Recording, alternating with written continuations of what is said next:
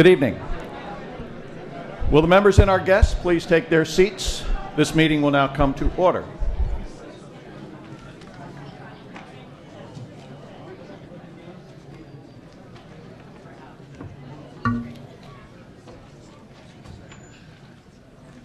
As all members have received a copy of the call of tonight's meeting, the reading of the call will be omitted. Will everyone please rise and join me in saying the Pledge of Allegiance? I pledge allegiance to the flag of the United States of America and to the republic for which it stands, one nation, under God, indivisible, with liberty and justice for all. Good evening and welcome to the April meeting of the Representative Town Meeting. My name is Tom Byrne, RTM moderator. As all members have received a copy of the minutes of our March meeting, the reading of those minutes will be omitted. Are there any suggested changes to those proposed March minutes?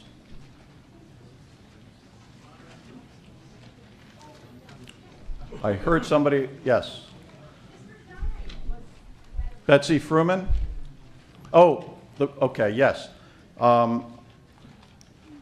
District 9 had perfect attendance apparently at the meeting, which we do like to recognize in our minutes. So we will make that correction, that District 9 had perfect attendance. Any further corrections to our minutes?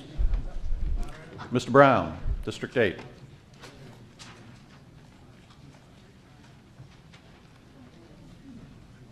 On page 16 of 18, Mr. Moderator, at the top of that page, it states that Richard F. Krall, Jr., Chairman of the Public Works Committee, on behalf of the committee, yada, yada. The change that's needed is he stood up on behalf of himself as a member of District 8, not as the chairman, and Mr. Krall's concern that this reads as it's his motion was made on behalf of the committee, which from his comments were not that way. So I would seek to amend the minutes by changing Chairman of Public Works Committee on behalf of the committee to be member of District 8.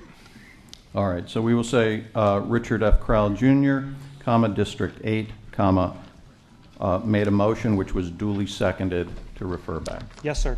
Okay, thank you. Any further suggested changes? Hearing none and absent objection, the minutes as amended stand adopted upon unanimous consent. Peter Tessie, our first selectman.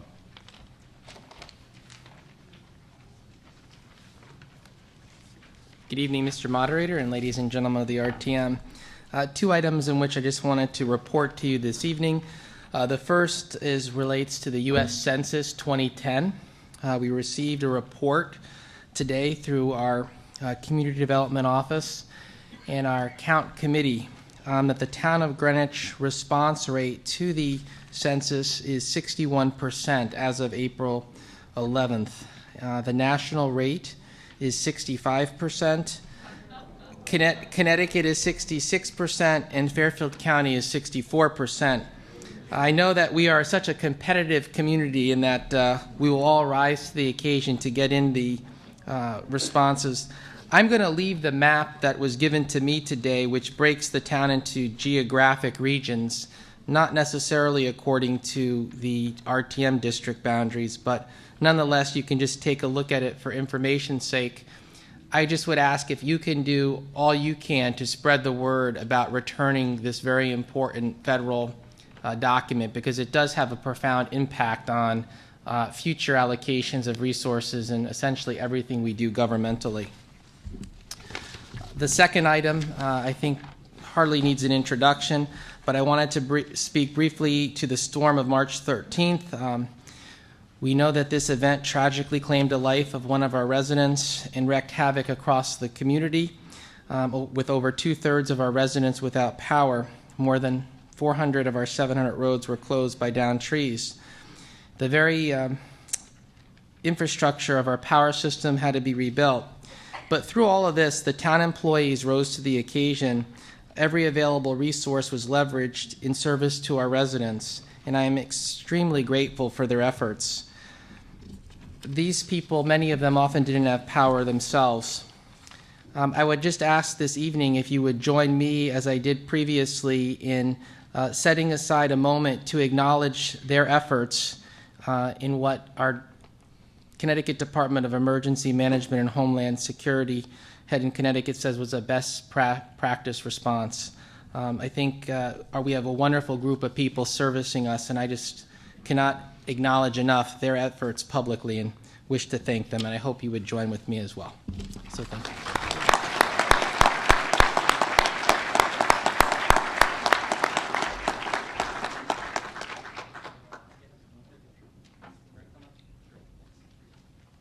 Moderate. Chris von Keyserling. Would it be appropriate to include that statement in the minutes of the meeting? It is appropriate, yes. I so move. Any objection? All right. Mr. Tessie, if you could provide our clerk with a copy of that statement.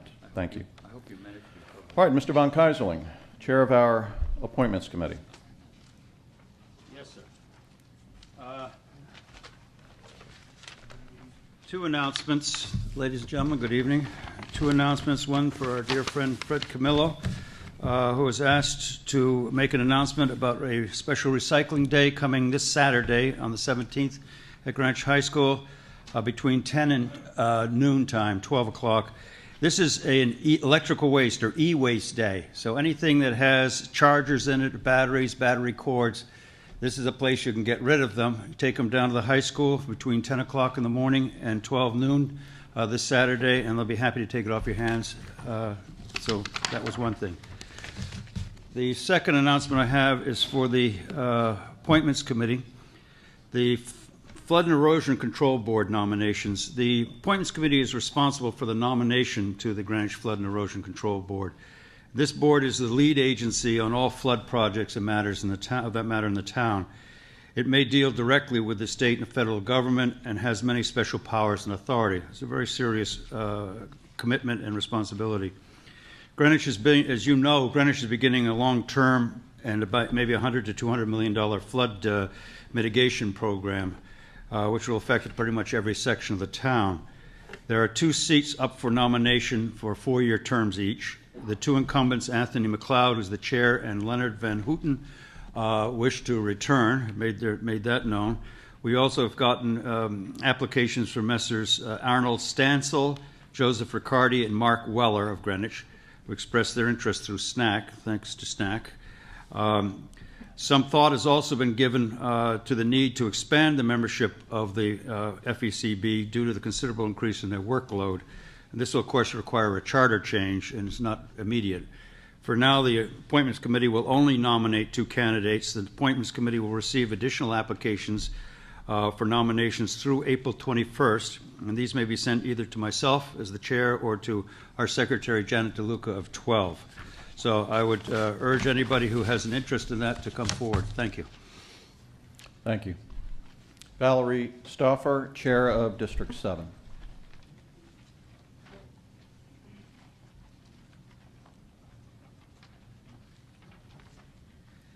Mr. Moderator, RTM members, and guests. District 7 is very proud to announce that tonight we are launching our own new website. The address is www.rtmdistrict7.org. We have our own members, with some help of a teenage volunteer from the district, have put the site together.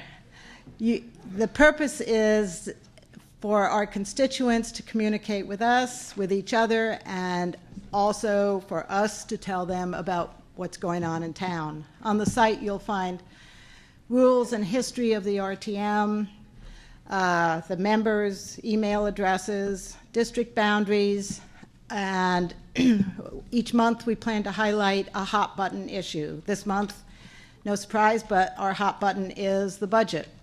And so, although it's designed to communicate back and forth among our district and our constituents, we think that all RTM members and probably all members, residents of Greenwich, will find the site interesting. So check it out www.rtmdistrict7.org.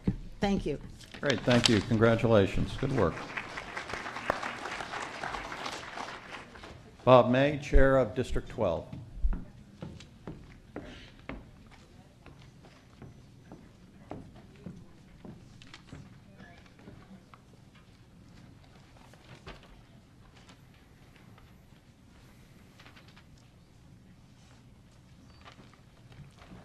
Good evening. Mr. Moderator, town officials, members, and guests. On the morning of March 9, the members of District 12 were deeply saddened to learn of the tragic and untimely passing of our fellow member and good friend, David Hale Robertson. While doing research for this memorial resolution, I was amazed at how little I knew about David and the remarkable things that he had accomplished in only 42 years. David was born in New York City and raised in Old Greenwich. He was a graduate of Greenwich High School.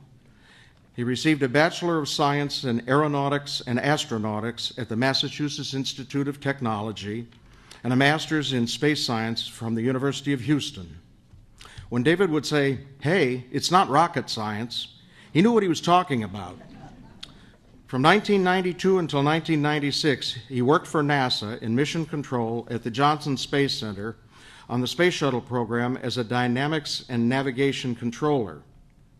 He worked abroad in Russia and Japan as a liaison officer, providing vehicle integration support for Soyuz and Japanese ventures to provide automated cargo and resupply vehicles for the International Space Station. On leave of absence from NASA, he traveled to Croatia to aid in ethnic reconciliation work at the Hope Center in Fusain. David was a writer, authoring books and articles ranging from technical manuals such as the Soyuz/Progress Data Book to A Long Way to Go for Chinese Food, about his trip on the Trans-Siberian Railroad from Moscow to Beijing. I think that my own lasting memory of David will be how eloquently he spoke at the March RTM meeting in support of our district cell tower resolution. We will all miss his counsel, his remarkable sense of humor, and his zest for life. District 12 proposes the following resolution in his honor.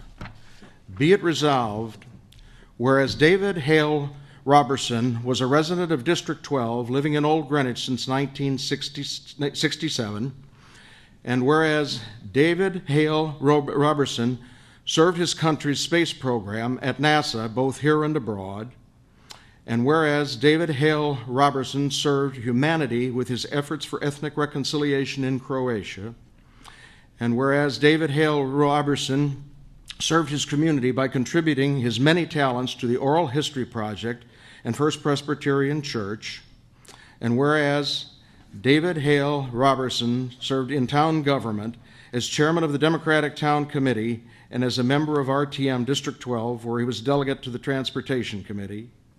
Therefore, let it be resolved that this meeting recognize the contributions that David Hale Robertson has made to his country and the town of Greenwich and observe a moment of silence in his honor. Be it further resolved that this resolution be spread upon the minutes of this meeting and a suitable copy be given to his family. Will everyone please rise and join me in a moment of silence in memory of David Robertson.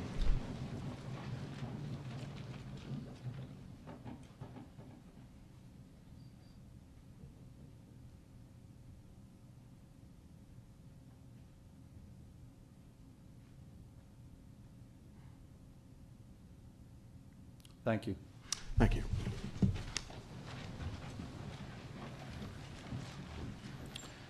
That now brings us to the call for tonight's meeting. Now, I did send to all district and committee chairs a proposed organization of our call tonight. However, the situation is somewhat fluid, and in response, there are some changes that I needed to make to that proposed organization. In particular, I learned that there are some substitute resolutions on items that had originally been proposed for the consent calendar, and our practice is not to put such matters on the consent calendar. A motion that was going to be raised relative to the labor contracts nominees is not going to be made, and so now there is no reason to separate those from the consent calendar with the exception of one of those items. And I learned that there is going to be a motion directed to the nominees for the Claims Committee, so I'm going to combine them separately, taking them off the consent calendar. All of which brings us to the following. Based on the consensus of the reports that we received, I will designate as items on our consent calendar the following. Items 1, 3, 4, 13, 14, 18, 19, 20, and 21, 23, and 24. And if those items remain on our consent calendar, there will be no committee reports and no discussion on those, and we will take one vote. It has been recommended that we combine for voting purposes in one group the following items. Items 7, 8, 15, and 37, and in a second group, these being the Claims Committee nominees, items 25 through 33, which would leave the following, and by the way, item 36 has been withdrawn, so it's not before us tonight, which would leave the following items to be considered separately. Items 2, 5, 6, 9, 10, 11, 12, 16, 17, 22, 34, and 35. All right? So at this time, I will designate the following items for our consent calendar. Item number 1, which is the appointment of Jane Finn as a member of the Board of Ethics with a term expiring March 31, 2013. Item 3 is the appointment of Cyril Mossoff as an alternate member of the Planning and Zoning Board of Appeals with a term expiring March 31, 2013. Item 4 is the appointment of Larry Larson to be a member of the Planning and Zoning Board of Appeals with a term expiring March 31, 2013. Item 13 is the appointment of Nancy Kaplan to be a member of the Board of Parks and Recreation with a term expiring March 31, 2013. Item 14 is the appointment of John Crane as a member of the Board of Parks and Recreation with a term expiring March 31, 2013. Item 18 is the appointment of Joan Caldwell to be a member of the RTM Labor Contracts Committee for the balance of the RTM term, and all of these labor contracts appointments are for the current term of the RTM. Item 19, the appointment of Josh Brown as a member of the Labor Contracts Committee. Item 20, the appointment of Robert Burns as a member of the Labor Contracts Committee. Item 21, the appointment of David Detchen to be a member of the Labor Contracts Committee. Item 23 is the appointment of Jill Oberlander to be an alternate member of the Labor Contracts Committee. And item 24 is the appointment of Michael Warner to be an alternate member of the Labor Contracts Committee. Is there any objection to the designation of those items for our consent calendar? Hearing none, and absent objection, will the district chairs please mark your voting cards? Consent calendar items 1, 3, 4, 13, 14, 18 through 21, 23, and 24, and proceed to poll your delegation. We will continue now the combined calendar items. We have two groups, the first being the non-claims committee nominations. So I will recommend, based on the reports received, that we suspend the rules to combine items 7, 8, 15, and 37 for voting purposes. Is there such a motion to suspend the rules? It has been moved and seconded to suspend the rules to combine items 7, 8, 15, and 37 for voting purposes. Motion to suspend the rules is not debatable, and it requires a 2/3 majority to pass. All of those in favor of suspending the rules and combining items 7, 8, 15, and 37 for voting purposes, please signify by saying aye. Aye. Opposed? That motion has carried. We will take those items up first. There is also a group of proposed nominees for the Claims Committee, the RTM Claims Committee, and we can combine those as well and take up one vote. And if there is a motion directed to all of them, we can consider it at the same time. So I will recommend that we combine the following items for one vote, those being items 25 through 33, the nominees to the RTM Claims Committee. Is there such a motion to suspend the rules to combine those items? It has again been moved and seconded to suspend the rules to combine items 25 through 33 for voting purposes. All those in favor of that motion to suspend the rules, please signify by saying aye. Aye. Opposed? That motion is carried. All right, so what we will now do is begin with that first group of combined items, proceed to the second group, and that would leave the separate items to be taken up in numerical order when we have disposed of everything else. So item 7 now comes before us. Peter Tessie, our first selectman. Good evening, Mr. Moderator. There's a substitute resolution. Resolved that the following named person nominated by the Board of Selectmen be reappointed a member of the Board of Health for a term expiring 3/31/14, Robert Carangelo. All right, so that's a change of the year from 2013 to 14. That is correct. Thank you. Will the member please move the adoption of the resolution? The substitute resolution on item 7 has been moved and seconded. May we have the reports on this item? Who would like to begin? Dr. Karen Fasiliotis with the report of our Health and Human Services Committee. Ladies first. Robert Carangelo has been on the Board of Health since 2000 and has been chairman since 2003. He was going to step down this year, but the person he recommended to succeed him could not serve, so he agreed to serve one more term. He was asked by our committee if he had any goals for the next 3 years. His first priority, he said, is emergency planning. The Department of Health established the position of the emergency coordinator, and he feels strongly that the position is needed to bring all the departments together. And it shouldn't be the first selectman who's in the frontline person, it should be the emergency coordinator. His second priority is to address teenage alcohol substance abuse in the town. The department had secured funding to do a survey, but the chair of the Board of Education and the former superintendent apparently were reluctant to have the survey done, and then agreed to conduct a survey if the private schools were included. But unfortunately, the private schools declined, so the survey was never done.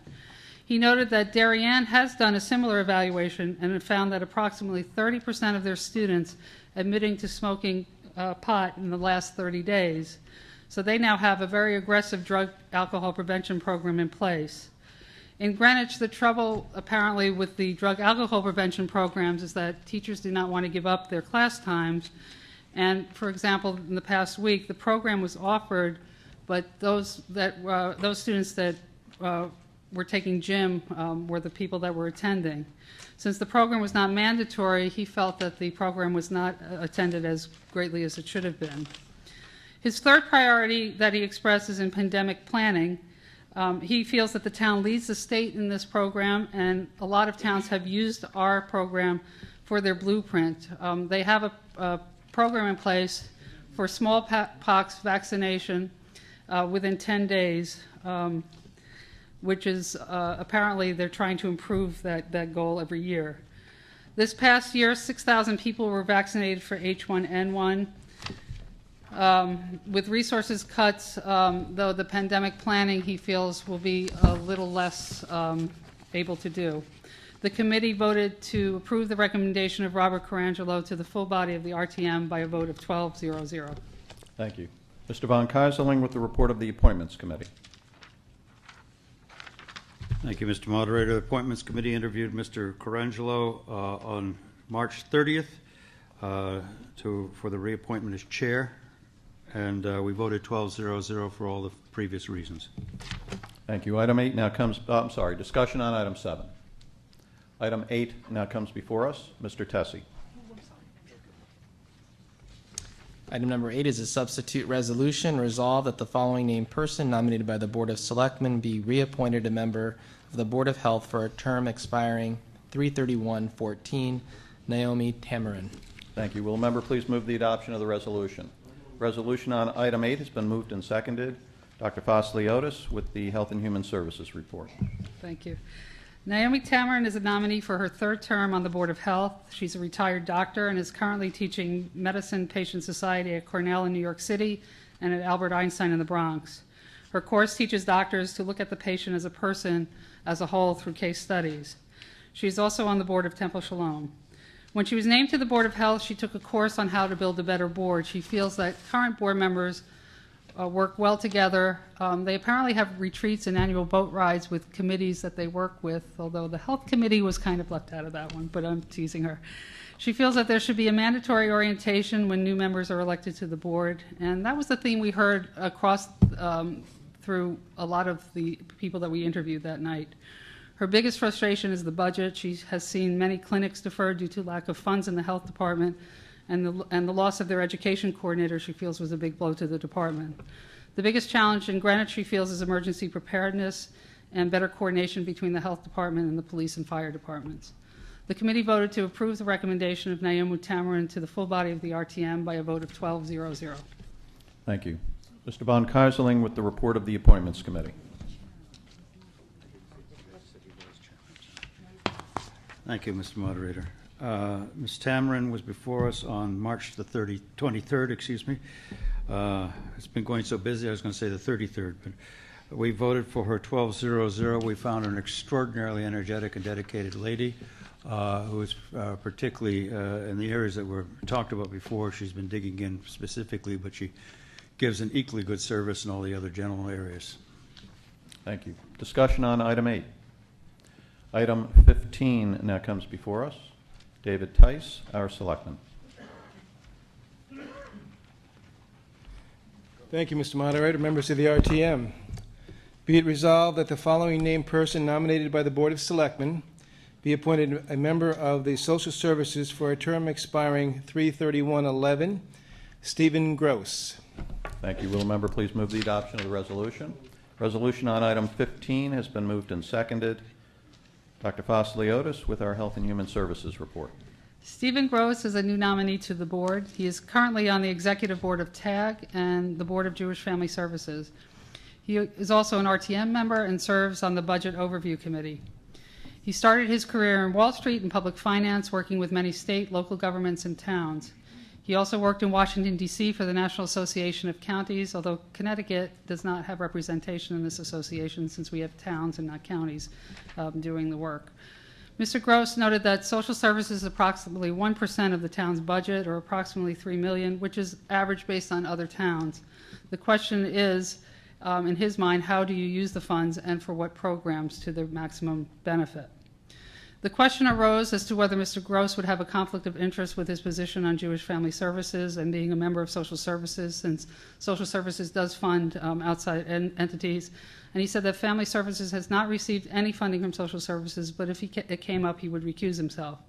He was also asked whether his position on the BOC would be a conflict. He stated that his role would be an advocate for the services needed and to make sure that the costs are correct, and he wasn't sure whether there would be a conflict, and quite frankly, we weren't either. So the committee voted to approve the recommendation of Stephen Gross to the full body of the RTM by a vote of 12-0-0. Thank you. Mr. Von Keyserling with the Appointments Committee report. Mr. Moderator, it gives me great pleasure to speak on Mr. Gross's appointment. We met with him on the 23rd of March. He is a new member to the Board of Social Services. It is a part-term, finishing up a year left in the retiring member. Mr. Gross has been an extraordinarily effective and helpful member of our district in 8, and I've followed his work in TAG and other areas. His experience in county governments and government in the past, I think, will help organize social services and get that liaison we need between social service and other boards. We voted 12-0-0 in favor of him and wish him well. Thank you. Discussion on item 15. Item 37 now comes before us. Peter Tessie with that resolution. Resolved, the Town of Greenwich appropriate $600,000 from the risk fund balance to Department Number 105, Office of the Selectman, Object Number 59940, Project Number 21967, Storm Cleanup. Thank you. Will the member please move the adoption of the resolution? Resolution on item 37 has been moved and seconded. May we have the reports on this item, beginning with our Finance Committee report and its chair, Gordon Ennis. Thank you, Mr. Chairman. Ladies and gentlemen, the Finance Committee met Monday, April 5th, discussed this item with John Crary, who presented the details. If I cut to the chase, the vote was 12-0-0. We anticipate that the final bill will be somewhere in the range of $1 to $1.2 million. And we think the town did an excellent job, and its service personnel did an excellent job responding to that emergency. Thank you. Thank you. Dr. Evan Delman with the report of our Town Services Committee. Good evening. We met with John Crary and the First Selectman. To date, we've spent a little in excess of $800,000 on cleanup. We're hoping to get 60 to 70% of that back from FEMA if the president does declare an emergency. If we do get the money back, it will not be till next fiscal year. We voted 12-0-0. Thank you. Discussion on item 37. Will the district chairs please mark your voting cards? Combined items 7, 8, 15, and 37, and proceed to poll your delegation.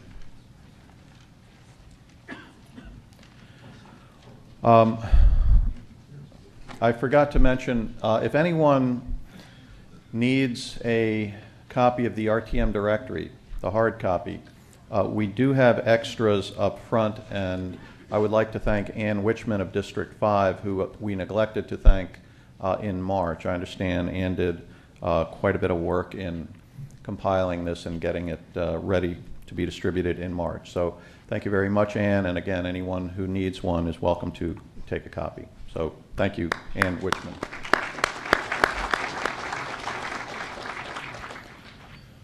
All right, that now brings us to the second group of combined items. These are the nominees to the Claims Committee. So item 25 will be the first. We will proceed with each of those and get committee reports. And then I understand District 8 has a motion directed to all of them. So, Mr. Von Keyserling with item 25. Yes, sir. And if you want to present them all as a group, I'll leave it to you, whatever's easiest. Yes, I would. Very much so. I'd like to present them as a group. We have the following named members of the RTM. The Appointments Committee has nominated for the Claims Committee this term. I may not have them in order, forgive me. I'm going to go backwards. That's the way they are. Jane Ornon, Robert Bierman, John Blankley, Francis Kip Bergweger, Jr., Glenn Canner, Edward Didakis, Lloyd Hull, and Edward Mangiello, and John Schulman. That's 9 members' nominations for the 9 members that are appointed by the RTM. The moderator is the chair by charter, I guess. By rule. By Yes. rule, yeah. Right.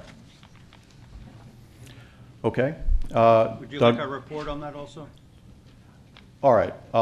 Let's get the items before us. Since those nominees are being presented on behalf of our Appointments Committee, they do not require a second and are now currently before us. Mr. Von Keyserling with the report on those Okay. items. I have the wrong report.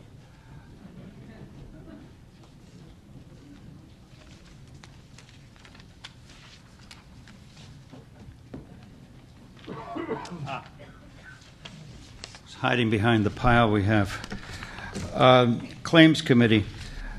I wanted to say that first I want to wish to commend the Appointments Secretary, Janet DeLuca, who during the week without electricity in this last storm still managed to, with the work of the town clerk, to put in the full record of the Appointments Committee activities and create 2 call items and their explanos in time for the April RTM call deadline, all from her BlackBerry, I think in the back seat of her car. But while all records and narrative substance was complete in these explanos, there were a few Scrivener's errors and omissions for which I take full responsibility and will address in the report. The second, for both the nominations of the Labor Contracts and Claims Committee, the Appointments Committee used the RTM election rules as our format, which was published and adopted beforehand, essentially elimination round of voting. We were fortunate to have a competition for the seats on both of these committees, which is always healthy. On February, February 9th, the committee closed applications for the Claims Committee nominations. There were 10 candidates for 9 seats. 8 were incumbents and 2 were new. Mr. Mellick, a previous member from District 8, had retired from the RTM.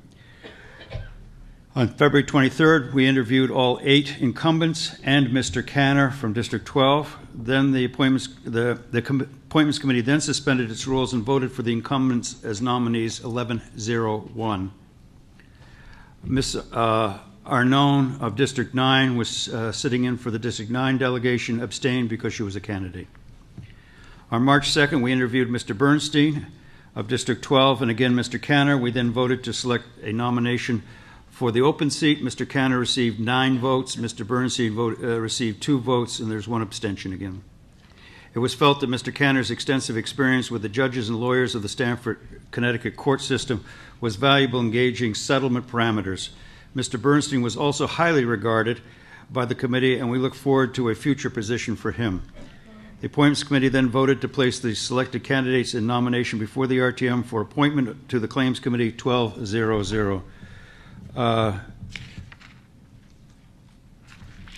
did want to wish thanks. There was a situation where the party affiliations were named in that, and that was an error because of the concern. How did we put this? Party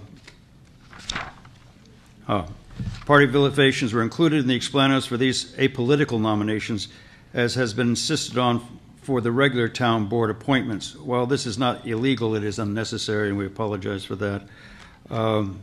The votes on the explanos also for each nomination publishes both labor contracts and claims is put in as 12-0-0, which reflected the final motion to put these nominations before the RTM, not the actual selection motions. Those votes were circulated to all delegates and should have been shared with the districts. Thank you. Thank you. Doug Wells, Chair of our Legislative and Rules Committee. Mr. Moderator, ladies and gentlemen, we addressed this matter of the appointments to the Claims Committee last Monday evening. We had all present except for Jane Arnone, John Schulman, and Glenn Canner. Inasmuch as 8 of them were returning members, we decided to take 1 vote. The vote was unanimous, 12-0-0. For those 3 members of the Claims Committee who are returning, who are also members of the Legislative and Rules Committee, they chose to abstain, so their vote was 11-0-1 with Mr. Bierman, Bergweger, and Manganello choosing to abstain on their respective votes. We took up Glenn Canner separately because he was a new nominee. Mr. von Keyserling explained his working knowledge of the Stamford Superior Court system, where he does litigation work himself. Our vote on him was also 12-0-0. Thank you. Josh Brown, Chair of District 8. Mr. Moderator, fall members, Vice Chair of District 8. Mr. Boutel might take exception to that. Our district meeting, we discussed these items and felt that these items need to be heard or should be heard by the Finance Committee. The concerns by members of the district indicated that there's a number of individuals within the Legislative and Rules Committee that were also sitting on the Claims Committee. There's also a tendency or an interest that this is really a body focused on appropriations, risk management, and that might be reasonably well suited to be heard by the Finance Committee. So by a majority of our district members present, we voted to have these items referred to the Finance Committee for their discussion and deliberation for it to come back in June. What was that vote? The vote was not taken, it was a show of hands. So, but it was a majority of those members in the district. But do you have you can count the hands. What,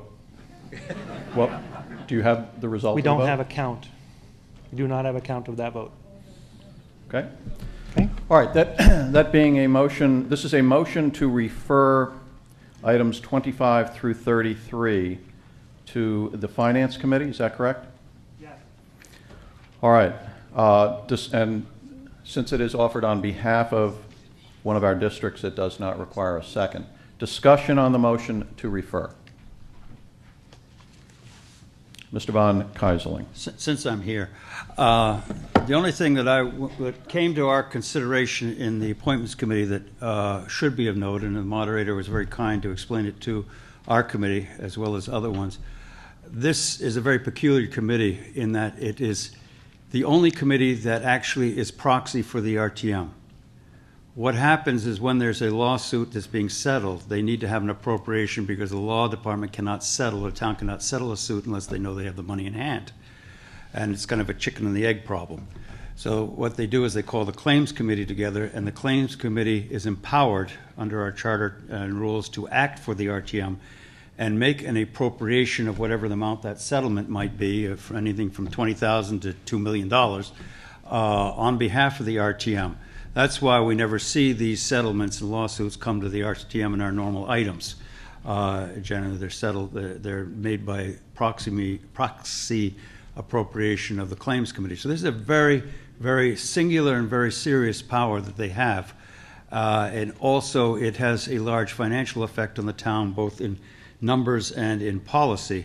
So I think this is why District 8 was thinking that it might be good for the Finance Committee to at least get acquainted with the Claims Committee. The second item is that this is totally confidential. All the work that's done in Claims Committee, no one can see or know about because of the nature of the legal arrangements, so that it is kind of a black box to the rest of us, and it's on trust. So another reason why it would be good to have the Finance Committee take a look at this and see on the general parameters. Thank you. Further discussion on the motion to refer. Let me just make one comment. I think, Mr. Von Keisling, it's fair to say that in my description of the Claims Committee, I might have used the term, it is unique among our committees, it's not a peculiar committee. I take your point and apologize, although peculiar in the old English sense of very individual people and you know, of their nature. Yes. Gordon Ennis, Chair of our Finance Committee. Thank you, Mr. Moderator. Ladies and gentlemen, I have to admit, when the district surfaced this issue, as chairman of the Finance Committee, I really hoped it would go away.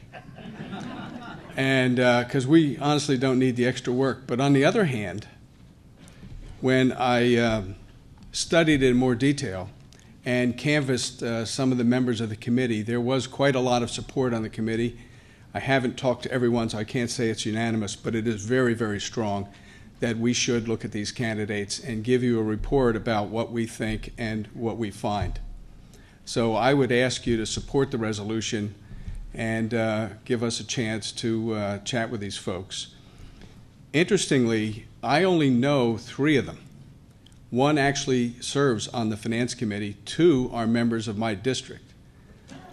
Beyond that, I know who some of them are, but I don't know the rest. I'm sure that's true for many of you. I think, given the job that these folks do for us, we need to take a stronger look at who they are and what they think. So this one we ought to look at in the Finance Committee. Thank you. 2 final comments. I had meant to respond to one other point Mr. Von Keisling made in terms of it being a black box. As it is true that given the sensitive nature of the items brought to the Claims Committee, the committee meets in executive session for discussion of the claims against the town and the risks that the town faces in litigation. However, all votes are a public record. Nobody can vote in executive session. You can go into executive session for discussion purposes, but the vote is a matter of record, and there are minutes of recording all votes taken by the Claims Committee. One other thing I would like you to take into consideration. This, unfortunately, is not a situation where a postponement will have no effect on the operation of the committee. It is true that the incumbent members, and there are 8 of them, would continue to serve. But we do have one opening. Mr. Canner has been nominated to fill that. We also had a meeting tentatively scheduled at the request of the Law Department for next week. And given, and that was to address a pending claim. And given schedules, there were only 6 people available if Mr. Canner were to be appointed tonight. The quorum for the Claims Committee is 6 people. So we would be 1 person down until you were to take this up, and the earliest, of course, would be in June, because our May meeting is devoted to the budget. So I ask you to keep those points in mind as well. Mr. von Keisling. Mr. Moderator, I think your point is well taken, and I appreciate it. It seems to me that the hitching point for the operation of the committee is Mr. Canner, since the other members will continue to serve until replaced. Is there a parliamentary way that you might suggest to separate Mr. Canner out so he could be approved tonight and have the rest go to the Finance Committee, which would basically serve both purposes and no damage would be done? There is a parliamentary device to do that. And so I guess if we were to do that, the effect would be to take the new person and not give him the extra review, but the incumbents who have served for years to hold off. So the logic might not exactly be the same, but the answer to your question is yes, there is. And what would that be, sir? It would be a motion to divide the combined items to take out 1 or more of the combined items. And I suppose that if a motion were made to divide, then the reasons for that division could be made? I'm sorry? If one made the motion to divide, then that proponent could make the reasons of why they moved to divide? Yes. I so It move. is a debatable motion. I so move then. All right, you are moving to divide. Yes, you do, but we're dividing the motion. All right, let's address the issue of priority of Why I asked motions. Just so everyone is aware, the fact that there is a motion pending doesn't mean you have to dispose of it. If another motion is made that has priority, we then proceed to dispose of that motion with a higher priority.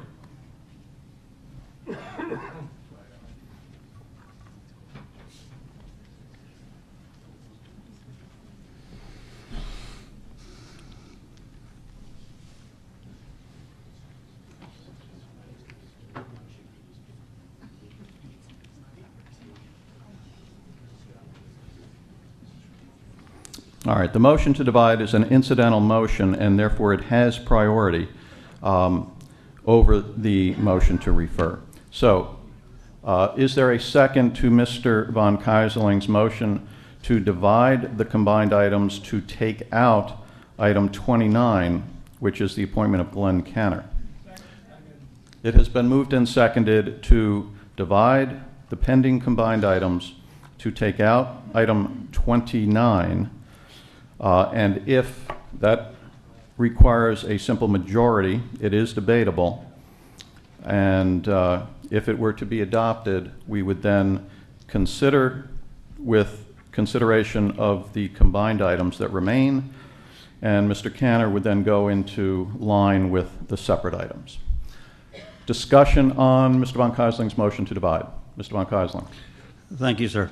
I think the problem, first of all, we don't want to use the time of our members more than we have to. If they are going to speak with the Finance Committee, 1 time would be sufficient. The question before us is whether this committee should be meeting with the Finance Committee and informing them what they do in their financial bat. It's basically a financial committee. The problem that our moderators raised is that without Mr. Canner, the incumbents will have a hard time making a quorum for this one scheduled meeting that's coming up. My feeling is that Mr. Canner has strong credentials. He came to our committee. We He not only was in a contest with the incumbents, but he was in contest with another member of the RTM who was quite qualified, and our committee felt very strongly about his qualifications. Now, I would say that as far as the question of review of him, Mr. Canner will get, being a separate item on this meeting's call tonight, has the opportunity of a full question from anybody in this body who might question or think or have a problem with his candidacy. So actually, he will probably get a much fuller viewing than he would as a combined item, which was originally proposed. So actually, he will get closer scrutiny than the incumbents certainly will ever get. So I would suggest that by dividing him out, we can then look at him, if, as I hope you will feel that he's acceptable, we can appoint him tonight, and then there will be no problem with coverage on the Claims Committee, and we move forward. And all parties and all concerns are answered. Thank you. Further discussion on the motion to divide item 29. Mr. Dudakis, District 1.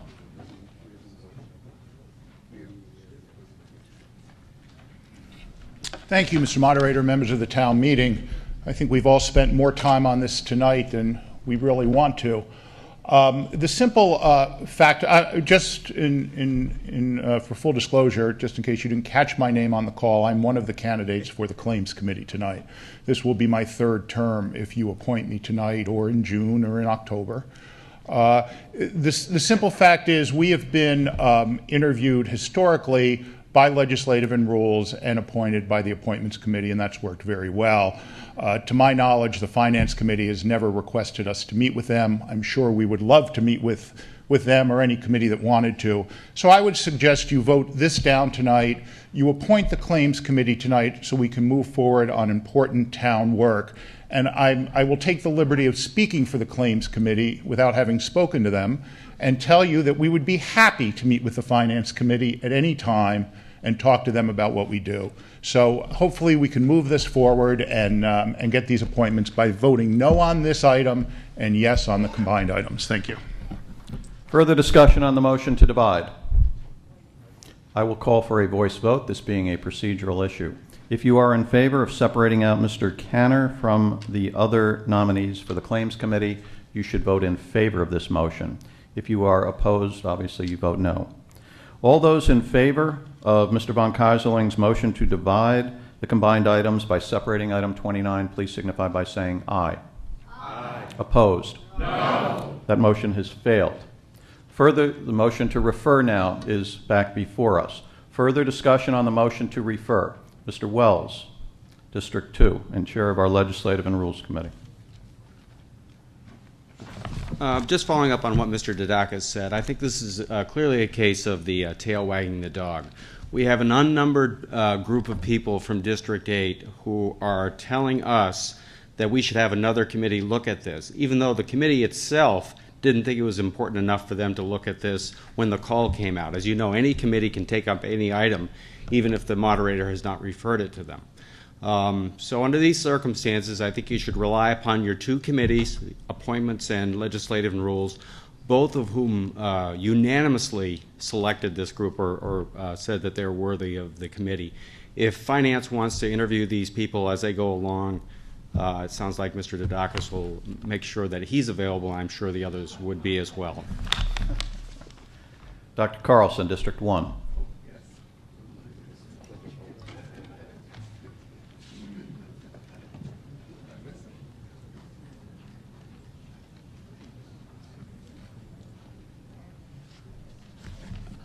Mr. Moderator, fellow members of the RTM, I've served on the Appointments Committee now since the passing of Fred Sibley, and handling the Claims Committee is a fairly standard operation.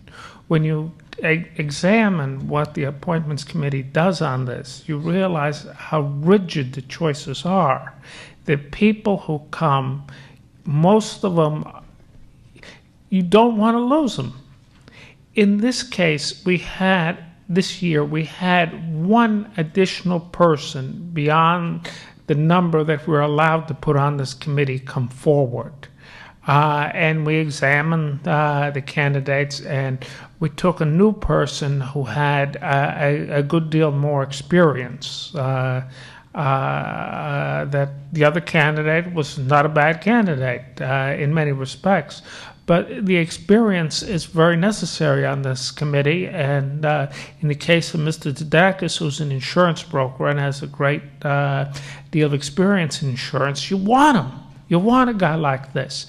So I would like to suggest to you that further horsing around with the claims committee and referring them and taking them up in June again is just a waste of time. Get it over with. Get your claims committee appointed tonight. You're not going to accomplish anything except wasting a lot of time by delaying this. Further discussion on the motion to refer? All right. I will call for the voice vote, as I said.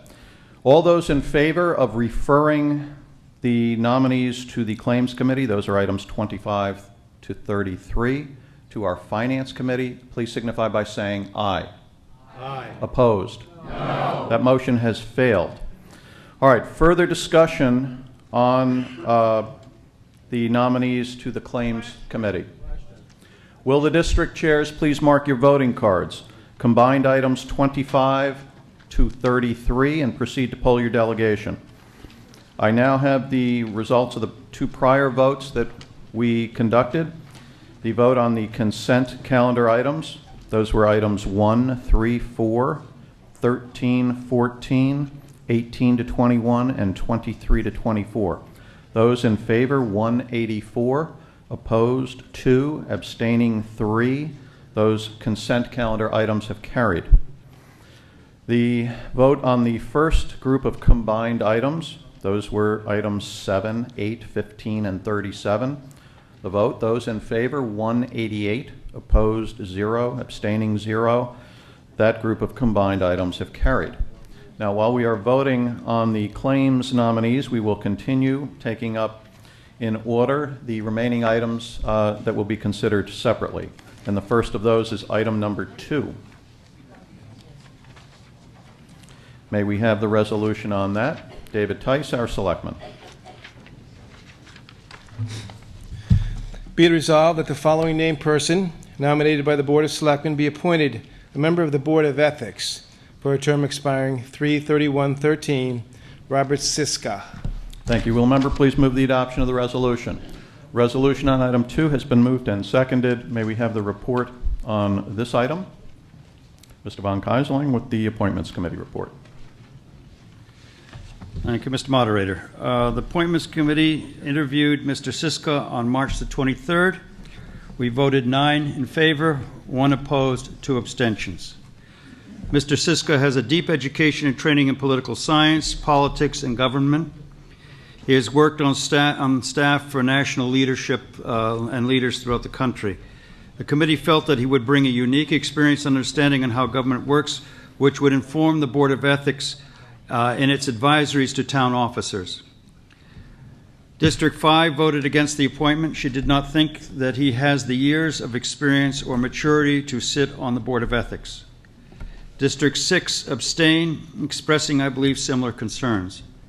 District 1 abstained so that Mr. Siska could be recruited for the Republican Town Committee, even though Mr. Siska expressed his desire not to become involved in politics. Mr. Siska is currently an alternate on Inland Wetlands Agency. Town Code does not allow a member of Board of Ethics to hold any other town officer positions.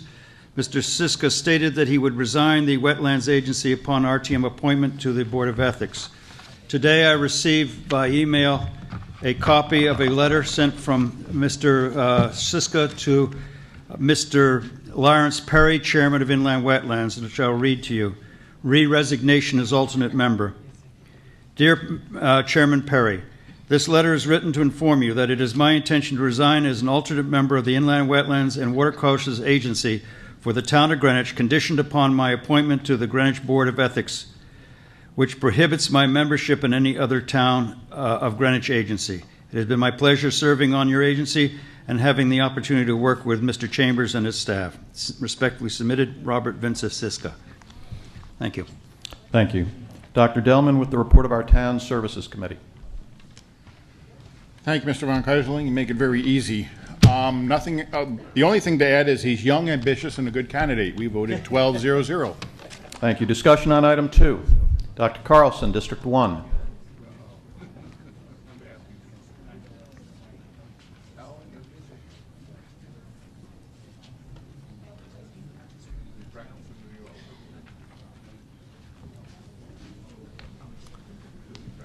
Mr. Chairman, members of the RTM, I was the District 1 delegate who abstained on this candidate, and the statement by the chairman goes a little further than my views. Mr. Siska looks like a very well-educated and a fairly talented person. I queried him, and he wrote a master's thesis that I believe he told me dealt with campaign strategy. I thought he was very similar to a lady by the name of Pamela Frederick, who came before this body some years ago to go to planning and zoning. I thought she much better in RTM. In the case of this candidate, I think he'd be much better being active in the political process. He'd make an excellent RTM member.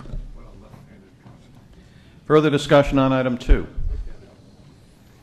Will the district chairs please mark your voting cards, item number 2, and proceed to poll your delegation. Item number 5 now comes before us. David Tice with that resolution.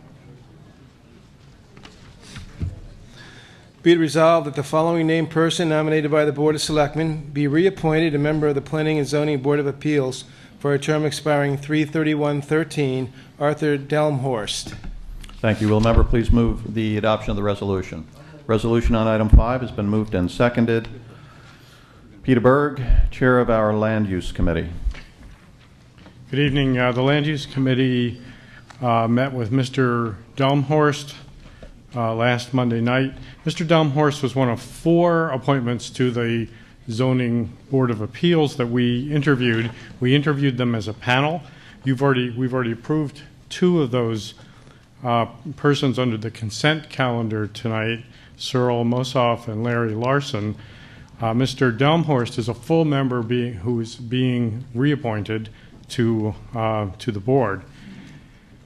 The Land Use Committee asked the group a wide-ranging series of questions. We asked whether they thought there had been an erosion in the quality of life in town, and if yes, to what extent can such erosion be traced to actions taken by the Planning and Zoning Board of Appeals. Mr. Delmhorst agreed that there has been an erosion, that it can be traced in part to the overbuilding, such as older homes being demolished and bigger new homes being built. But however, those actions don't come before the Planning and Zoning Board of Appeals. The board votes on such things as what are considered to be hardships, such as crooked lot lines, bends in the road, rock outcroppings that don't allow people to take advantage of the land that they own. He didn't agree that there had been any major variances granted, such as in building height or floor area ratio, or that the board had taken any actions that has had an impact on flooding in town.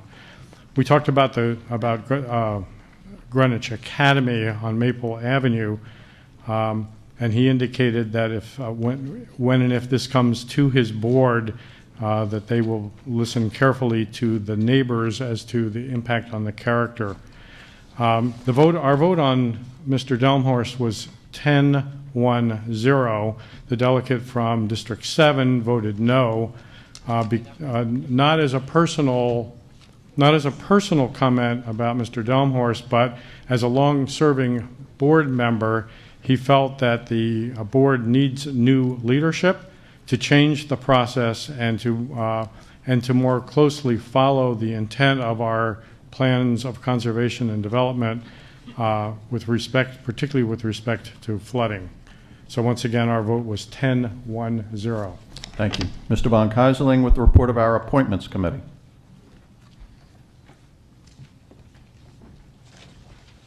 Thank you, Mr. Moderator. We met with Mr. Delmhurst on March the 23rd. It's a reappointment to member to the P&ZBA. We felt he had done good service and should be returned. We voted 12-0-0. Thank you. Discussion on item 5. Will the district chairs please mark your voting cards, item number 5, and proceed to poll your delegation. I have the result of the vote on the second group of combined items. Those are 25 through 33, the nominees to the RTM Claims Committee. Those in favor, 185, opposed 3, abstaining 1. Those items have carried. The next item to come before us is item number 6. David Tice again with that resolution. Be it resolved that the following named person nominated by the Board of Selectmen be appointed a member of the Nathaniel Witherell Board for a term expiring 3/31/13. Louise Puchel. Thank you. Will the member please move the adoption of the resolution? The resolution on item 6 has been moved and seconded. Dr. Foss-Leotis with the Health and Human Services report. Louise Puchel is a first-time nominee to the Board of Nathaniel Witherell. She moved to Greenwich in 1984. Prior to this appointment, she was working, or proposed appointment, she was working in shipping and was responsible for buying deck and engine equipment for ocean liners. She then became a transportation analyst for Exxon and was responsible for the logistics of all ships moving in and out of the Western Hemisphere. And that will become important, as you see. She became interested in nursing homes when she had to find placements for an elderly aunt in New Jersey. Her aunt was in Edge Hill before they moved her to the Nathaniel Witherell. She was impressed with the quality and level of care her aunt received at Witherell and actually wrote a letter to the board's chair, David Ormsby, stating there was a tremendous need for Witherell and she supported it wholeheartedly. She was then solicited, she does not know whom, to seek a position on the Witherell board and met with David Ormsby to discuss the position. David Ormsby asked if she would consider taking on the fundraising function, but she declined, stating that she had been involved in various fundraising activities for the last 6 years and would like to move to some other function on the board. Somebody on the board, somebody on our committee mentioned that her work in logistics would work well for Project Renew, since the patients would have to be moved from wing to wing and she could do the logistics part of it. Anyway, there you go. The committee voted to approve the recommendation of Louise Puchel to the full body of the RTM by a vote of 11-1-0. District 5 voted against the nomination because she felt that if the chairman of the Board of Witherell needed someone to do fundraising, then the town should seek someone with expertise in fundraising. It was not a vote against Ms. Puchel per se, but the fact that Witherell needed a fundraiser. Ms. Puchel did note that she asked Mr. Ormsby whether he still wished her on the board if she declined to do the fundraising function, and Mr. Ormsby indicated that he still wanted her on the board. So again, our vote was 11-1-0 in favor of her nomination. Thank you. Mr. Von Keyserling with the Appointments Committee report. Thank you, Mr. Moderator. Ladies and gentlemen, we met with Ms. Puchel on March the 9th. We voted 9-0-0. It is a new appointment. Everything that has been said by Health and Human Services I find useful.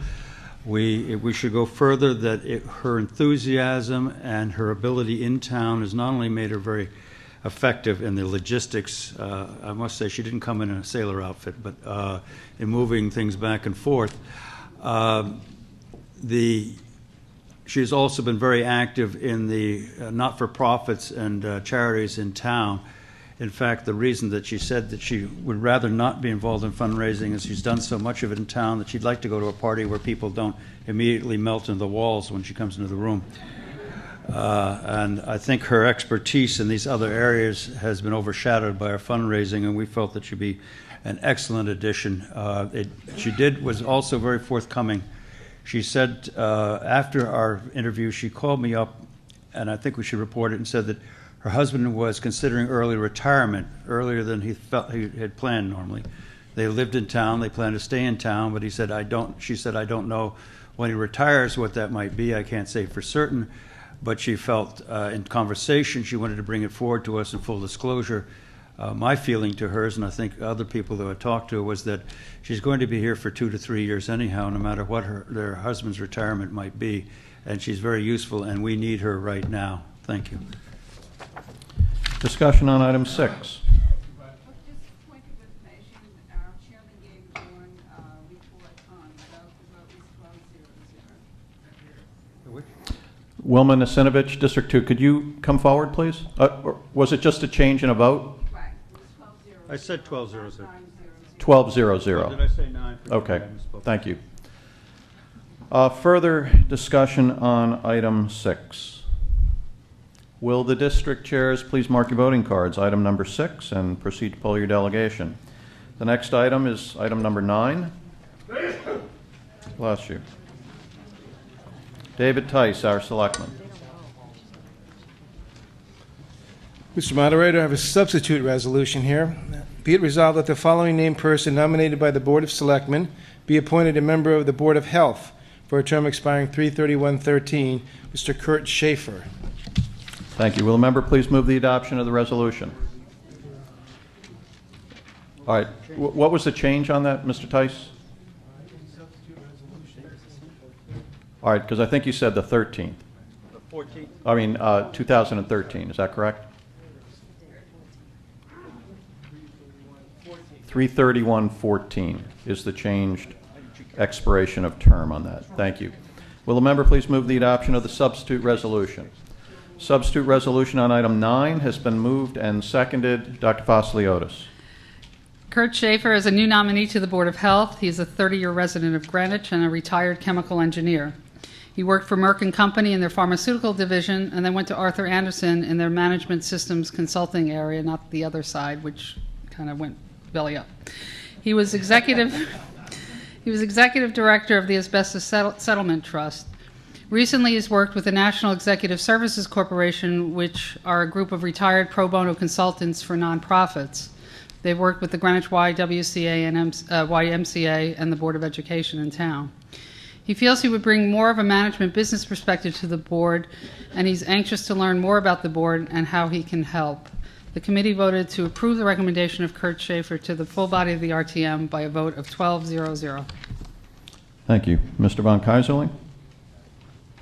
Thank you, Mr. Moderator. Ladies and gentlemen, the Appointments Committee met with Mr. Schaefer on March 30th. We were very impressed by him and his presence and his abilities, and we voted for him 12-0-0. Discussion on item 9. Will the district chairs please mark your voting cards, item number 9, and proceed to poll your delegation.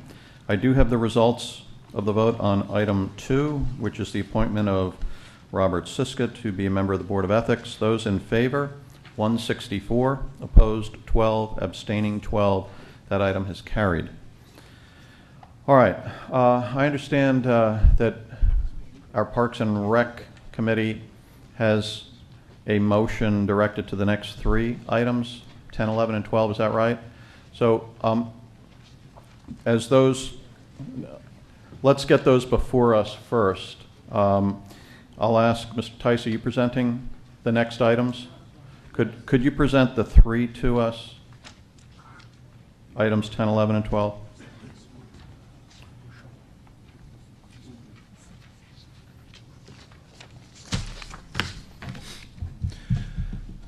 Mr. Moderator, be it resolved that the following named person nominated by the Board of Selectmen be reappointed a member of the Board of Parks and Recreation for a term expiring 3/31/13, Catherine Weisenberger.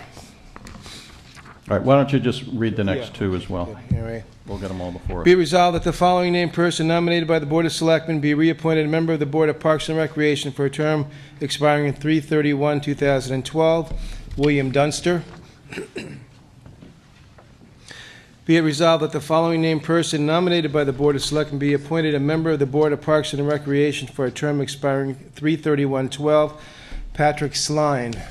Thank you. Will a member please move the adoption of those 3 resolutions? Resolutions on items 10, 11, and 12 have been moved and seconded. May we have the reports on those 3 items, please?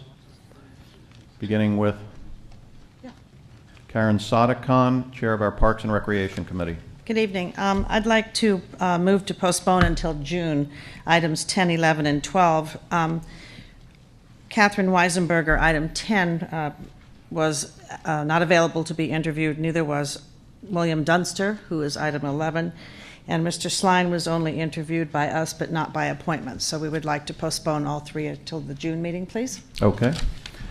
That being offered on behalf of, this is offered on behalf of your committee, correct? It does not require a second. All those in favor of postponing items 10, 11, and 12 to our June meeting, please signify by saying aye. Aye. Opposed? That motion to postpone items 10, 11, and 12 has carried. Thank you. Item 16 now comes before us.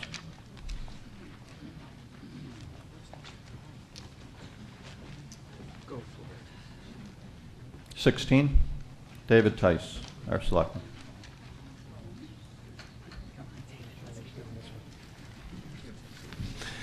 Be it resolved that the following person nominated by the Board of Selectmen be reappointed a member of the Board of Social Services for a term expiring 3/31/12, Victoria DeBerry. Thank you. Will the member please move the adoption of the resolution? Resolution on item 16 has been moved and seconded. Dr. Fasiliotis with the Health and Human Services Committee report. Victoria DeBari is a reappointment to fill a vacated position. She has been on the board for 4 years and secretary of the board for the past 2.5 years. She's currently looking at the board's policy and bylaws and working on the strategic plan for the department. She is also working on the board's orientation book. She spoke briefly on the qualities that the board is looking for in the new commissioner: strong social services background, management experience, and familiar with working and living in Greenwich. The board is currently doing a regional limited search for the new commissioner. Mr. Barry was also asked whether the board could forward materials to the committee chair by electronic mail for easier distribution. Apparently, they researched that and they found out that the town is unable to make PDF files, and they do not want to distribute materials other than PDF files, but they are looking into what can be done to distribute their materials. The committee voted to approve the recommendation of Victoria DeBarry to the full body of the RTM by a vote of 12-0-0. Thank you. Mr. Von Keyserling with the Appointments Committee report. Thank you, Mr. Moderator, ladies and gentlemen. We interviewed Mr. Barry on March the 23rd for a reappointment. How should I put this? It's an appointment to a new term. She is presently on the board. Her term has expired, and we are before you. She's before you tonight to appoint to a part-time term that has 2 years remaining in it from a retiring member. We voted for her 10 in favor, 1 against, 1 abstention. The committee appreciated the work and knowledge Mr. Barry has brought to the Board of Social Services, and in a time of great board turnover, we now have 4 of the members I think are new. Mr. Barry, with 3 or 4 years, is one of the older members in background. It was felt that she would provide stability. District 10 voted against the nomination based on concerns expressed outside the meeting, and District 11 abstained. Thank you. Discussion on item 16. Will the district chairs please mark your voting cards? Item 16, and proceed to poll your delegation. Now, at this point, I'm going to pause because we have 4 voting cards outstanding. District 7, we are awaiting district voting cards from your district. So I don't want there to be any confusion as to what we're voting on. So why don't we just, if you'd like to get up and stretch for a moment, we'll take a couple of minutes recess.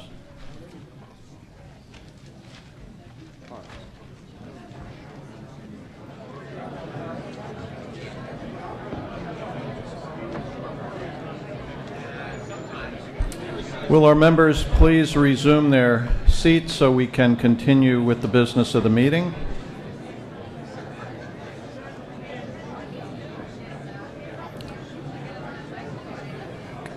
I have the results of the vote on item number 5. Item number 5 is the appointment of Arthur Delmhorst to be a member of the Planning and Zoning Board of Appeals. Those in favor, 182. Opposed, 1. Abstaining, 2. That item is carried. The vote on item 6, which is the appointment of Louise Pichelle to be a member of the Nathaniel Witherell Board. Those in favor, 181. Opposed, 5. Abstaining, 1. That item has carried. All right. We have outstanding votes on 9 and 16. That now brings item 17 before us. May we have the resolution on item 17, please? David Tice, our selectman.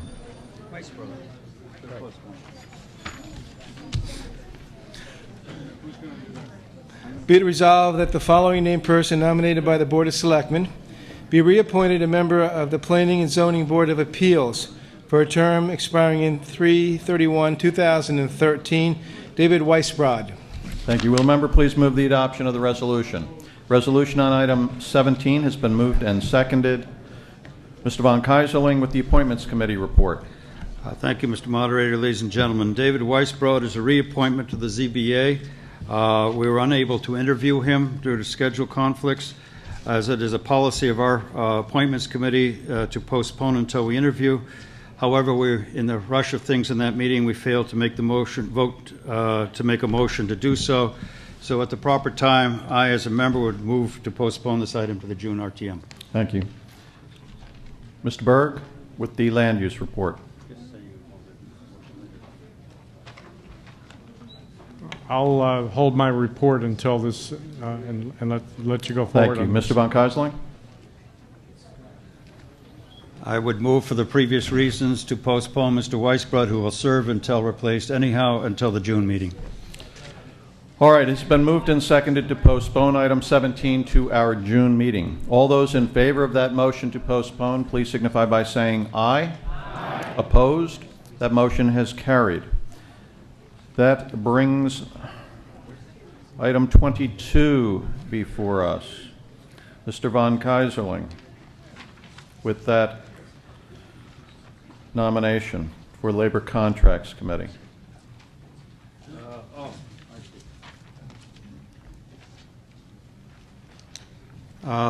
That's for Mr. Wasik. This is for me to put forward to you. Is that correct? Yes, it is. I don't have the form with It's me. just labor contracts. Yes, for- this is we the Appointments Committee would like to nominate Mr. Wasik to the Labor Contracts Committee. Thank you. That being offered on behalf of one of our committees, it does not require a second and is currently before us. And we will hear the reports on that, beginning with Mr. Von Keyserling. Hopefully my last appearance. Thank you. As we said, we met with, on February 9th, we interviewed all candidates with the exception of Mr. Burns and Mr. Brown. We tried a telephone conference, but that failed. So much for new electronics. We need District 7's help, I think. February 23, we adopted the procedure for the voting. On March 9th, we interviewed Mr. Brown and Mr. Byrne. All of the candidates were present with the exception of Mr. Boutel. I need to go through this whole, what we did, because it explains how we got to Mr. Wasik. The Appointments Committee then proceeded with the first selection round for regular membership. There are 5 regular members and 2 alternates on this committee. Each delegate of the committee indicated up to 5 candidates for committee nomination. The first results selected Mr. Byrne with 10 votes, Ms. Caldwell with 9 votes, and Mr. Detchen with 8 votes. 3 other candidates, Mr. Brown, Mr. Wasik, and Ms. Oberlander, tied with 7 votes, more than a majority, but without resolution. The second round of selection was between the 3 tied candidates and resulted in the selection of 2 remaining regular seats of Mr. Brown with 9 votes and Mr. Wasik with 7 votes. We then, there was a motion to suspend our election rules and selected Ms. Oberlander, who had received a majority of the delegates' votes in the first round, as one of the 2 alternate seats. That motion passed 9-1. And then in the third round was between Mr. Boutel and Mr. Warner was selected. We then voted 12-0-0 to present this to the RTM. And I mentioned the errors that were in there before about the political.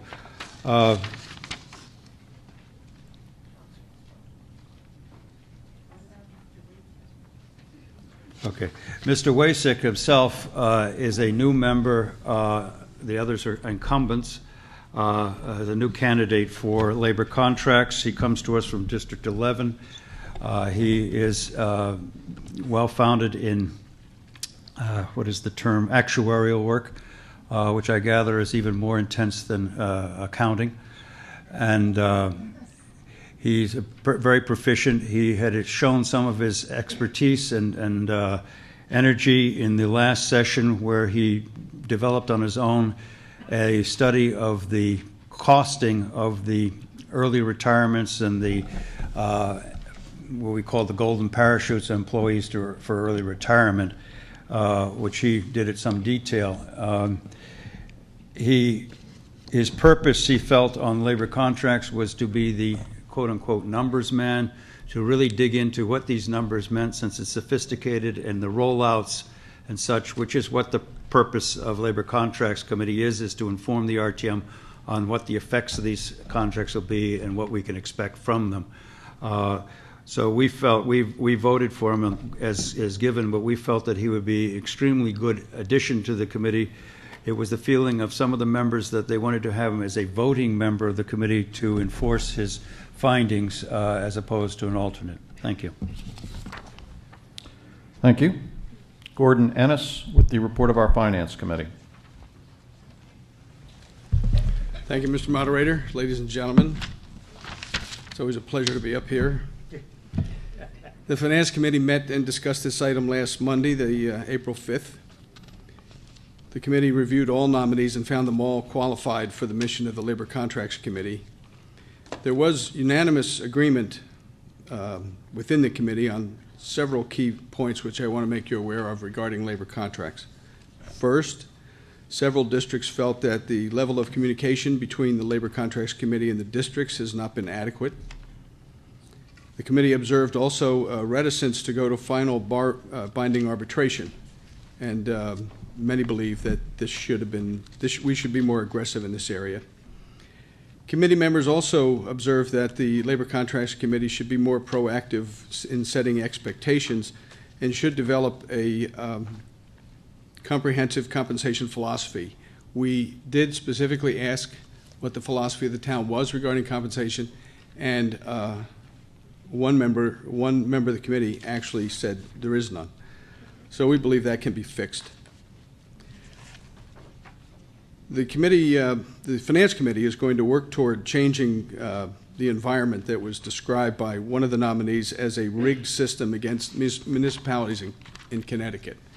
If we go to arbitration, we always lose. Municipalities Act gives us a disadvantage with respect to the kinds of labor management practices that are common in private industry. So those the two specific areas we want to focus on in the future are the arbitration system as it is currently constructed, and second, the effect of the Municipalities Act. Mr. Wasik is a new appointment to the committee. He's been elevated to a position as a voting member as opposed to an alternate, and the Finance Committee voted 7 in favor, 4 against, with districts 6, 7, 8, and 12 voting no, that he should be nominated as an alternate, and the senior alternate should be elevated to a regular member. Thank you. Thank you. Discussion on item 22. Dr. Carlson, District 1.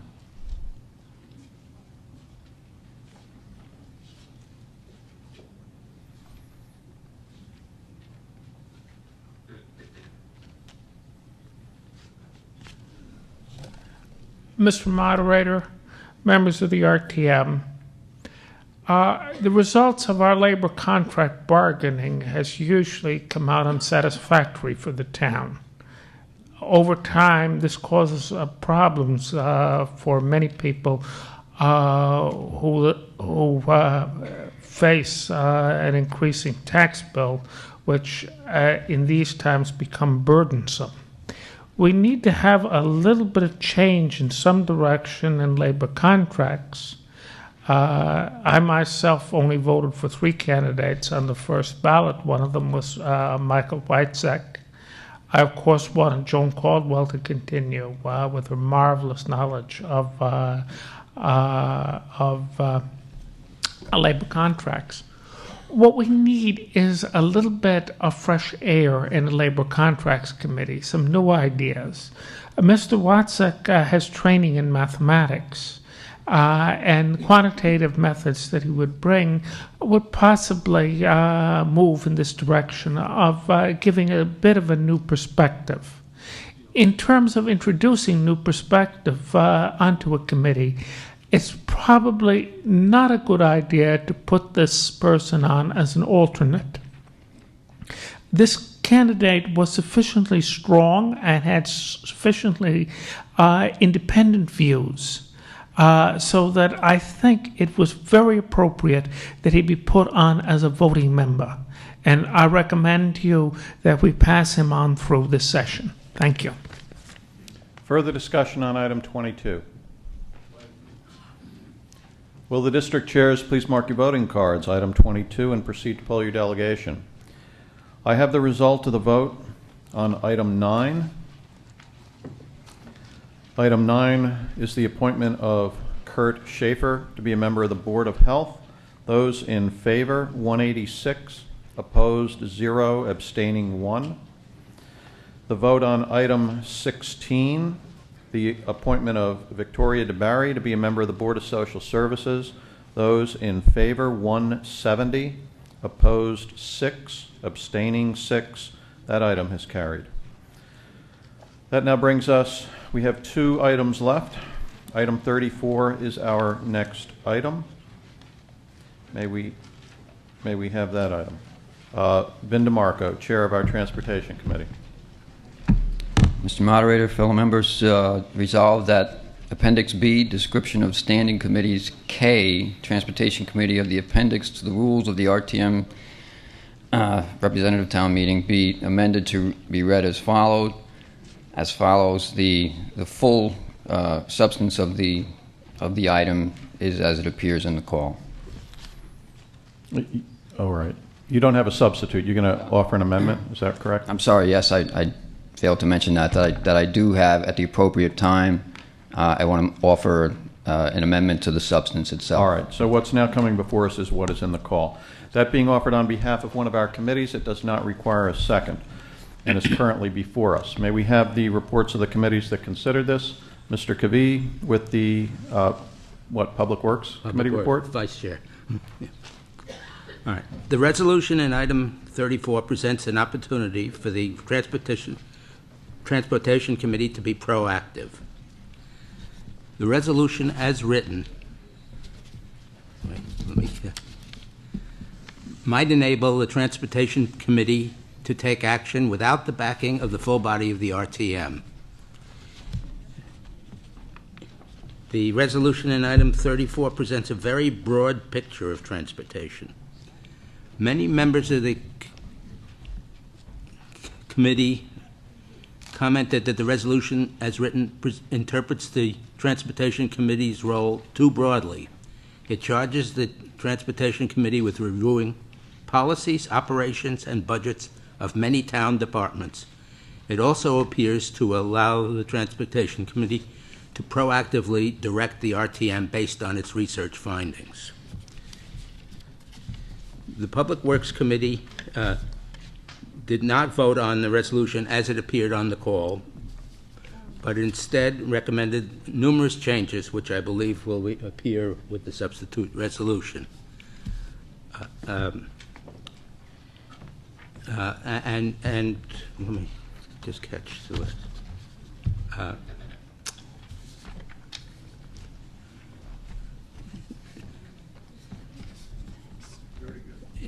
it would the resolution as presented was centered around reviews of policies, plans, and goals. Typically, such items appear before the RTM only as sensitive meeting resolutions or as special committee reports. All right. We did not vote on the item as presented. Instead, we unanimously approved a set of recommendations for changes, and they will appear 1200, and they will appear on the amended resolution that will be presented shortly. All right. Doug Wells with the Legislative and Rules Report. Vince DeMarco came to our committee meeting last Monday evening to discuss the matter. While Mr. DeMarco told us that the Public Works Committee had expressed some reservations concerning whether the Transportation Committee's revisions overlapped with the responsibility of Public Works, no one within our committee perceived that as a serious problem. Inasmuch as these changes are advisory and appear in the appendix of our rules, our committee saw no reason why these changes were not in legal order. Each committee should be free to review and redesign its scope of activities. Our vote as to legal order was 1200. Thank you. Dr. Delman with the Town Services Report. Good evening. We had Vince DeMarco and Paul Settlemeyer with us. We were advised of the proposed amendments and change to the question, so our discussion focused on the question as amended. The Transportation Committee is trying to give itself a more defined role in the RTM rules, similar to those of the other committees, and they feel their committee should focus more on quality of life issues rather than budgetary. District 11 had concerns with the third bullet point, review of policies. He felt it was not in the RTM's authority to involve itself with the policies of the town or of its departments. We voted 11-1-0. District 11 was the no vote, as already stated. Thank you. Mr. DeMarco, Chairman of our Transportation Committee. The Transportation Committee met on Tuesday evening, and has been alluded to. We took up the resolution knowing what in fact, one of our members is a alternate on the Public Works Committee, and he was able to bring forward to us, provide for us the changes that the Public Works Committee had voted on. We took a look at those changes, and we felt that they were all very constructive changes, and actually voted on the voted on the substance of the item with those changes included, 1200.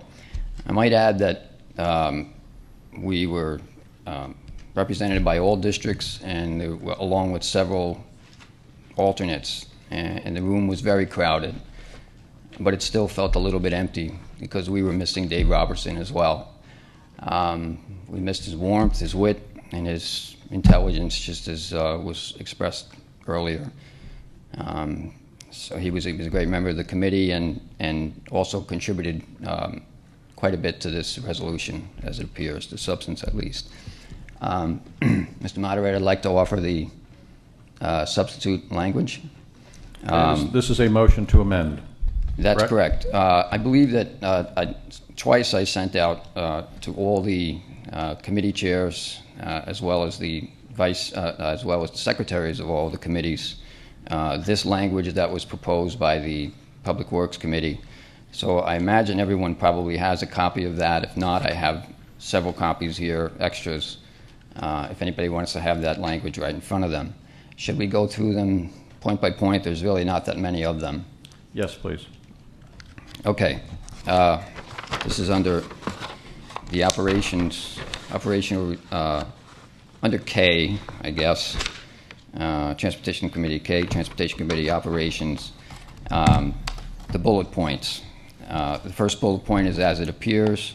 Second bullet point, you'll see after the word reviews, eliminate on behalf of the RTM, those words.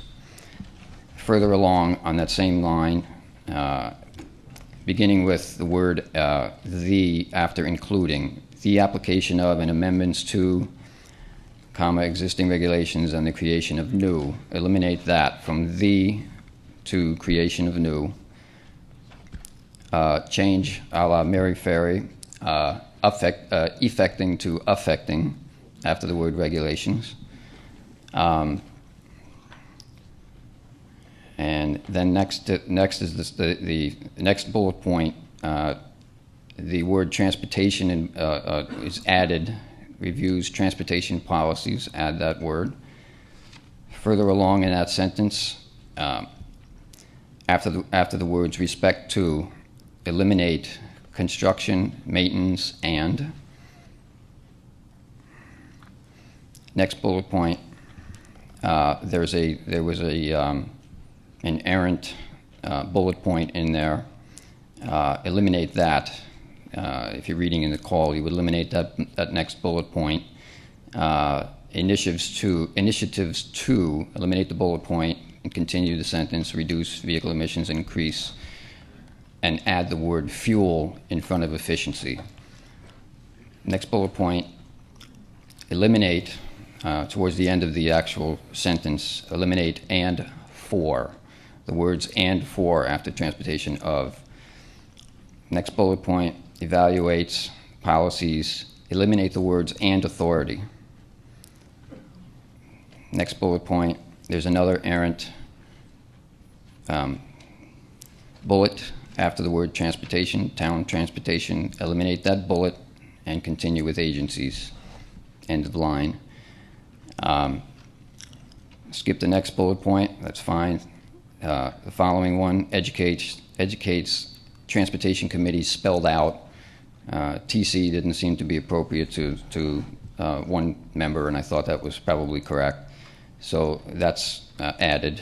And then the following, the last bullet point, eliminate the words where appropriate at the end of the line, but add the words to the RTM. And then finally, there's one last errant bullet point, and that's in the last line of the overlapping responsibilities. With town services, eliminate the bullet point after town services and continue with the word committee. That's it. All right, so that is a motion to amend this item offered on behalf of your committee. And that being offered on behalf of a committee does not require a second. Discussion on those proposed amendments? Is there any objection to those amendments? All right, they can be adopted upon unanimous consent. Further discussion on item 34. Will the district chairs please mark your voting cards, item 34, and proceed to poll your delegation. Item 35, which is the final agenda item to come before us tonight. Peter Tessie, our selectman, first selectman. Mr. Moderator, item number 35, resolved that the town of Greenwich, acting through its first selectman, enter into a lease agreement with Greenwich Teen Center, Inc. of Greenwich, Connecticut for space at 100 Arch Street. Said lease is attached hereto and made part of hereof. Thank you. This appears on the call. Will the member please move the adoption of the resolution? Resolution on item 35 has been moved and seconded. Doug Wells with the report of our Legislative and Rules Committee. Last Monday evening, we had Jim Walters, member of the board of the Greenwich Teen Center, along with Abby Wadler, assistant town attorney, and Joe Siciliano, director of Parks and Recreation, to help us with this matter. Attorney Wadler explained that this is not an extension of an existing lease, but the RTM is being asked to approve of terminating the existing lease and replacing it with a new lease that will run retroactively from January 1, 2010 until the end of December 2025, a 15-year lease period. Attorney Wadler also told us that the terms of this lease are essentially the same as they were in the original 1990 lease, except that the new lease does provide for capital improvements to the Teen Center, which will be done by the Teen Center with the help of private donations. It was explained to our committee by Mr. Walters that it would be helpful to the fundraising project if the potential donors knew that the Teen Center would remain so for the foreseeable future, so that the work that was done would be improving a building that the teens would be able to use for the foreseeable future. Exhibit B of the lease provides the scope of work and when the work will be accomplished. There were cost estimates that were completed in 2008. The total amount of the cost estimates for the items done in paragraph 1 or to be done in paragraph 1 would cost $104,000 according to 2008 estimates. The work contemplated in paragraph 2 would cost $72,000. The work described in paragraph 3 would cost $192,000 for a total of $368,000 expended over the 15-year term of the lease. Our committee made a total of 9 language changes to the lease, all of which were acceptable to Mr. Walters on behalf of the board and to the town attorney's office.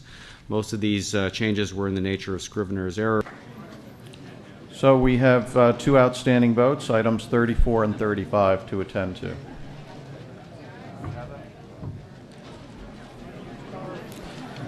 We have the result of the vote on item 34, which is the amendment to the description of the responsibilities of our Transportation Committee. Those in favor, 167. Opposed, 15. Abstaining, 2.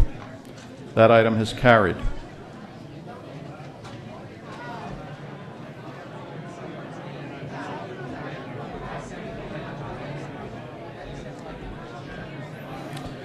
All right, I have the result of the vote on item 35, which is the teen center lease. Those in favor, 167. Opposed, 8. Abstaining, 7. That item has carried. There being no further business to come before the meeting and absent objection, this meeting is adjourned upon unanimous consent. Thank you all for coming, and as I express a hope to all of you at the end of each meeting, please have a safe trip home.